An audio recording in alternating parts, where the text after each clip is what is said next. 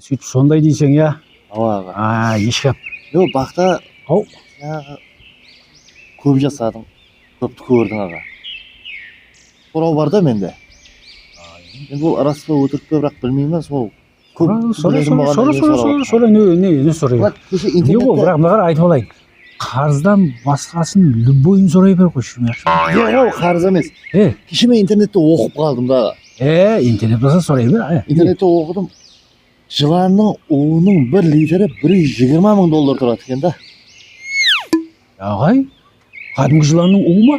Ала, жыланның уы литрі $120,000 тұрады.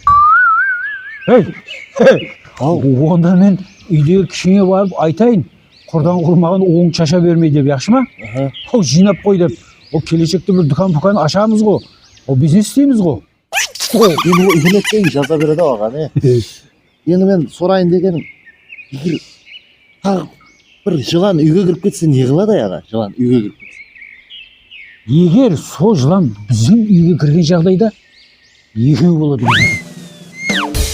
Қатырдың ғой, білет деп сұраған адам. Сәлем, қатырдым. Жаңа бір бизнесті өзім ойластырып, плаластырып отырып едім. Белі тептің ғой бизнестің.